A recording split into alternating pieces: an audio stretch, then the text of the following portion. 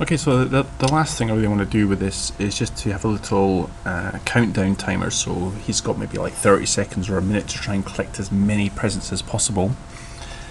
To do this, let's edit a few things in this start button.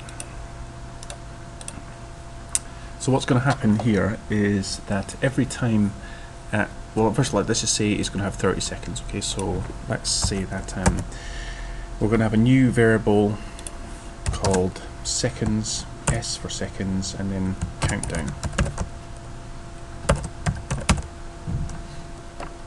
Value. And what we'll do is we'll put 30 into countdown value. Okay, so that can be changed to anything you want. It will then let's also have a little field to display the countdown value. So we could have another field here, and this could be called the countdown field. So again, just double click on that, and we'll call the field count. Countdown. Just put countdown field. Countdown field. Okay, so that means in there will be displayed how much longer the game has got to go. So we can also put S countdown value into field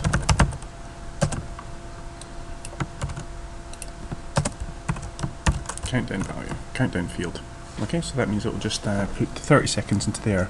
But now what we want to try and get it to do is to decrease by 30 each time. Now what you've got to do here is you've got to try and get the program to send out a little message each second to say it's going to reduce this number by 1.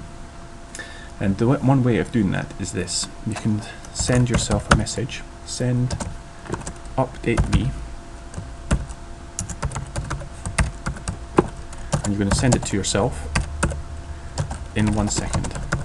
So that means every second it's going to try and run this procedure. So we've got to create that procedure down here. So on update me, so every time that gets said, it's going to do whatever's in here. And what I want it to do is, first of all, it's going to take away 1 from the countdown value. Okay, so that means it's going to reduce down from 30 down to 29 and down to 28 each time. It's also going to store that value into the countdown field, so you can see it decreasing. Now we're going to check to see if it's come to 0. So if the countdown value, this thing here, is greater than 0, then it's going to count down, keep counting down. So it's going to basically do this thing up here again, send another message in 1 second. Okay, but else, if it is less than 0, that means the game is over.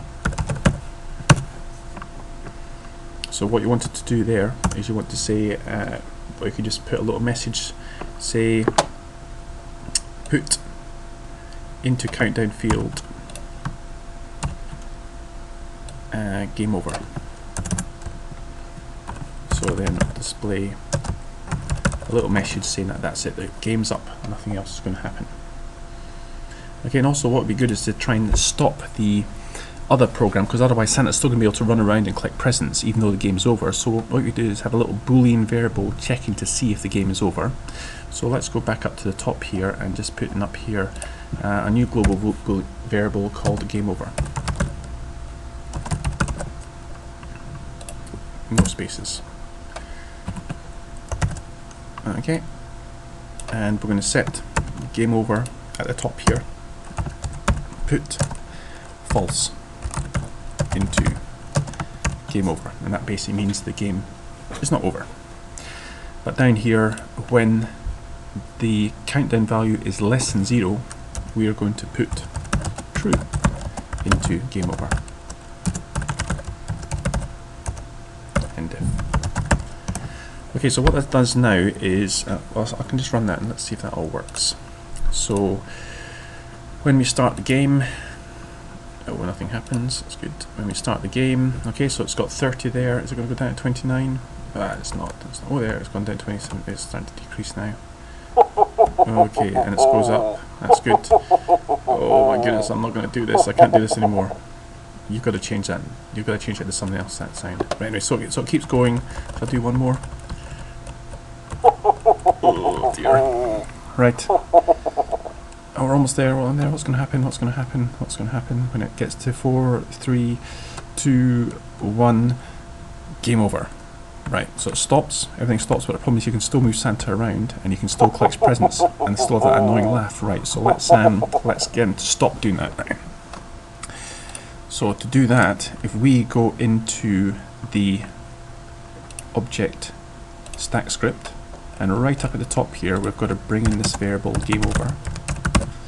And what we're going to do is when he's checking for a collision, or an intersection, this is it here, we also want to check to see if the game is over. So we're going to have a little thing here, and not game over. So that means if the game is not over, and just wait this way, if, yeah. Okay, so this basically says if it's checking with the, it's checking to see if it's touching the Santa and the present are touching, and it's checking that the game is not over, then it will do this. But if the game is over, then it will do none of this stuff here. Okay, let's apply that. Let's just save it. Control S to save it all, and then let's get rid of that. And what I'm going to do is, just because I can't listen to that whole thing for another 30 seconds, I'm just going to change the time now from 30 down to just 10. And let's see what happens now. So start the game. Right. Here we go. 8, 7, 6. I'll get one of them. That'll be enough for me. 5. And let's see what happens now when it gets to the very end. Game over.